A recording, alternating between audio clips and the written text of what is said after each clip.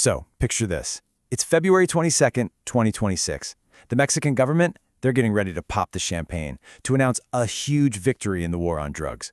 But while they're drafting that press release, something else is happening. A massive, coordinated wave of chaos is just starting to wash over the entire country. And listen to this. This is from a Canadian tourist, Donna Kemp, who was right there in Puerto Vallarta. Some guys on motorbikes drove up and threw Molotov cocktails inside, not a fire truck anywhere. I mean, that really paints a picture, doesn't it?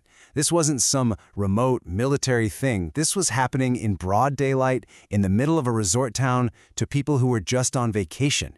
And that right there is the huge disconnect at the heart of this whole thing.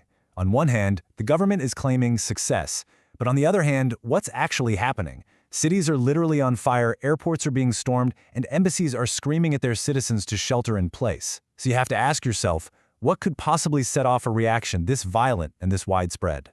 Well, believe it or not, all of that chaos, it was all triggered by the takedown of just one man. But this was no ordinary criminal. We're talking about the leader of one of the most powerful and, frankly, one of the most feared criminal organizations on the entire planet.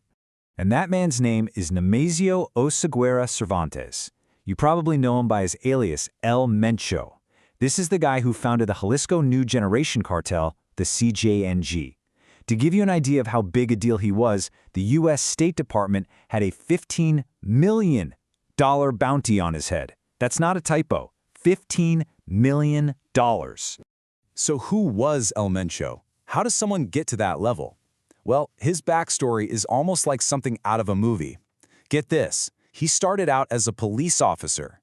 Then he did time in a U.S. prison for drug trafficking, got deported back to Mexico, and from there, he just climbs the ranks of the criminal underworld to build this massive empire. And what an empire he built. You see, the CJNG actually split off from the famous Sinaloa cartel back in 2010, and they quickly became known for being, well, next-level brutal. We're talking military-grade tactics, pioneering the use of explosive drones, landmines. They even shot down military helicopters. The violence was so extreme, and their reach became so vast. The DEA says they have a presence in all 50 U.S. states, that by 2025, the U.S. had no choice but to officially label them a foreign terrorist organization. Okay, so that brings us right back to the raid itself. Taking down a guy like El Mencho, yeah, that's not your standard police arrest. This is a full-blown military operation. A super high-stakes dawn raid, and it had international support, specifically from the U.S. And here's how it went down, almost like a textbook special ops mission. Step 1. U.S. intelligence working with a joint task force pinpoints El Mencho's exact location in Jalisco. Step 2. At the crack of dawn on February 22nd, elite Mexican special forces launch their raid. Step 3. A firefight breaks out and El Mencho is critically wounded. And Step 4, he dies from those injuries while they're airlifting him out. Done. The immediate result? Pretty decisive. A total of 7 CJNG members were killed in that raid, including, of course, the big boss himself, El Mencho. So if you're looking at it from a purely tactical perspective, this was a clear win, a major success. But as we're about to see, that success came with a terrifyingly high price tag. You know there's that old saying about cutting the head off a hydra? The body doesn't just die, it thrashes around violently. And that is exactly what happened next. In the wake of El Mencho's death, Mexico began to burn. I mean, the cartel's retaliation was so fast and so overwhelming that within hours, the governor of Jalisco had to issue a code red. That's the state's highest possible security alert. This wasn't just some isolated incident. It was an all-out assault on the government, on the state itself. And just look at how quickly everything fell apart on that single day. In the morning, you start seeing roadblocks with burning cars popping up across Jalisco and the neighboring states. Okay. But by the afternoon, the U.S. Embassy's issuing a security alert, telling its citizens to shelter in place. By evening, the Puerto Vallarta Airport has to suspend all operations. And by nightfall, there are reports of gunmen at Guadalajara's airport with passengers literally running for their lives. The whole day was just a complete spiral into chaos. And the scale of this, I mean, it's just immense. This wasn't just contained to Jalisco. We're talking about violence flaring up in more than 15 states. Over 250 burning roadblocks across the entire country. The state of Guanajuato alone saw over 70 different attacks. This was a nationwide, coordinated act of retaliation. So you can see the cartel's strategy here, right? It was clearly to cause as much disruption as possible by hitting the country's infrastructure. They basically shut down all travel. Airports like Puerto Vallarta and Guadalajara, grounded.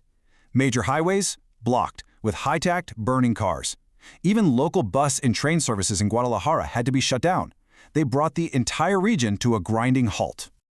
Okay, so seeing all this chaos, all this violence, it forces us to step back and ask a much bigger, and honestly a much more difficult question.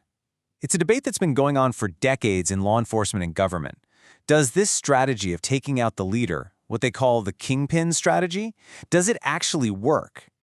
Yeah, let's just cut to the chase here. You take out the most powerful guy in a massive criminal organization. Does that stop the violence?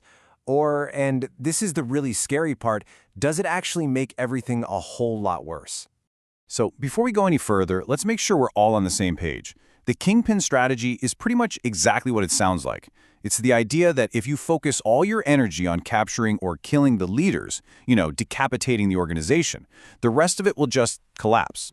And the debate really boils down to two very different schools of thought. On one side, you have people who argue that taking out the leader cripples the organization, weakens its connections, and ultimately reduces crime. But on the other side, you have people who say, whoa, hold on. They argue it just creates a massive power vacuum, which leads to brutal infighting for control, and it also gives rival cartels a golden opportunity to attack. And this isn't just a theoretical debate. We actually have some pretty shocking data on this. A major paper from the National Bureau of Economic Research looked at this exact thing in Mexico. And what they found? It's a bombshell. Capturing a kingpin can actually cause the local homicide rate to increase by as much as 80%. Let that sink in. The very strategy that's supposed to stop the violence might actually be making it explode. And that brings us right back to the present and to the future of the CJNG. Because with Mencho gone, this massive violent organization is now essentially leaderless. And that creates an incredibly dangerous, incredibly unstable situation. You have an empty throne, and you can bet there are a lot of powerful people willing to kill to sit on it. And I mean, just take a look at the potential successors. You've got guys like Gonzalo Mendoza Gaitan, El Sapo, who is the boss of Puerto Vallarta. You've got Audias Flores Silva, El Jardinero, a top regional commander. And then you've got family, Mencho's own stepson and his son-in-law. Every single one of them has power, has ambition, and has people loyal to them. The stage is basically set for an incredibly bloody internal war. So at the end of the day, we're left with this massive, unanswered question. Was taking out Mencho a huge victory that will cripple one of the deadliest cartels on Earth? Or did the Jalisco operation just light the fuse on an even bigger bomb, one that's about to unleash a whole new, even more terrifying wave of violence? That's the terrifying paradox that authorities, and more importantly, the people of Mexico, are facing right now.